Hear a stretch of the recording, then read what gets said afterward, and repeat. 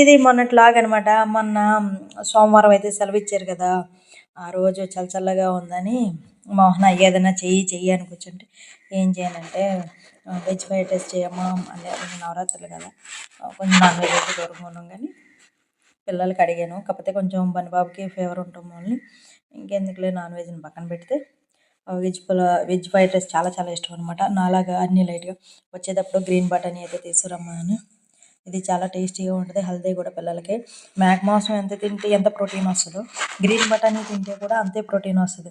కొంచెం హెల్తీ, ఎందుకంటే ఇది అరగడానికి 2 అవర్స్ పట్టచ్చు. అదే మటన్ అరగడానికి 24 అవర్స్ పడుతుంది అనమాట.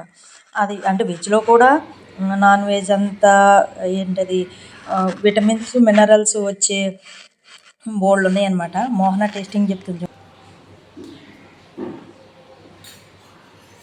అయితే బన్నిబాబు హాస్టల్కి వెళ్ళిపోతున్నాడు. ఏం చేయనంటే బీట్రూట్ పచ్చడి చేయి, నోరు వచ్చాయి అదే చప్పగా ఉంది అని అన్నాడని బీట్రూట్ పచ్చడి అయితే చేశాను. టిఫిన్ చేస్తామంటే చేయను, కొద్దిగా అన్నం రైస్ అయితే పెట్టాను అని చక్కగా బాగా పచ్చిమిరకాయలు వేసి, అంటే పిల్లలు తినే అంత స్పైస్ మరి ఎక్కువ కాదండి, నెయ్యి వేసి ఆ బీట్రూట్ పచ్చడి పెడితే వాడికి చాలా ఇష్టం అనమాట.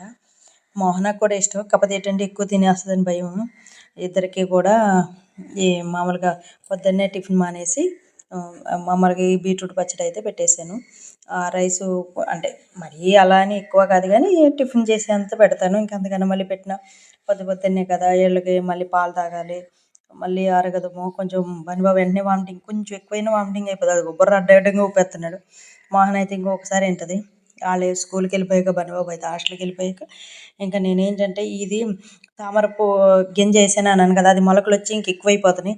సరే దీన్ని తీసుకెళ్ళి నూతిలో వేద్దాం, ఆల్రెడీ నూతిలో మొక్క వేద్దాం, తామర పువ్వు పెట్టాను, దానికోసమని మట్టి ఇలాగ పెట్టి నీళ్ళలో వదులుతూ చేశాను.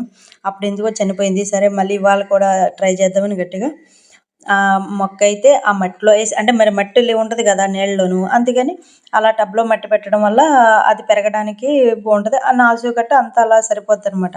ఇంకా వాటర్ వచ్చి ఆ టబ్ అంతా లోపలికి వెళ్ళిపోద్ది, సమానంగా ఉంటుంది. మరి రేపు పొద్దున్న ఏదైనా తక్కువైనప్పుడు మరి ఏం చేయలేము. కానీ ప్రస్తుతానికైతే ఇంకా నెల టైము, 2 నెలల వరకు వాటర్ అలాగే ఉంటాయిలే మ్యాక్సిమం.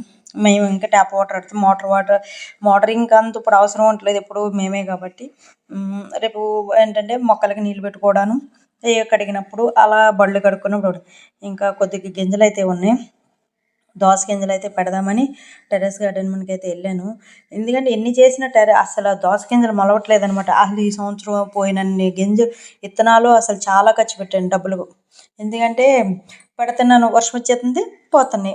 అలాగా అప్పుడు 4-5 బ్యాచ్లు పెట్టినట్టు పెట్టాను. ఈసారి అలా కాదు, ఎండ బాగా వస్తుంది, ఎలాగో 2 to 3 days ఉంటుంది ఇది. ఇంక ఇప్పుడు పెట్టామంటే మొలక కరెక్ట్ శాతం, ఎందుకంటే పైన కింద తేమ ఉంటుంది, పైన ఎండ ఉంటుంది. ఇప్పుడు కూడా గింజ మొలకెత్తడానికి ఆ సమానమైన వాతావరణం ఉండాలన్నమాట. ఇదే కరెక్ట్గా అని అనుకుని మొత్తం ప్రతి టబ్బులో 4 దోస గింజలు, ఒక కీరా దోసకాయ, ఒక అదేంటి పచ్చి బఠానీ గింజలు ఉన్నాయి, అవి పెట్టాను. కొంచెం మనకు ఇప్పుడే ఏంటంటే కాకరకాయలు అయితే ఇప్పుడే స్టార్ట్ అయినాయి, బీరకాయలు కూడా ఇప్పుడే స్టార్ట్ అయినాయి, ఇంకా పొట్లకాయలు అయితే రన్నింగ్లో ఉన్నాయి. వీడియో కానీ నచ్చితే లైక్ చేయండి, షేర్ చేయండి, సబ్స్క్రైబ్ చేయండి. మంచి వీడియోతో మళ్ళీ కలుద్దాం. Thank you so much.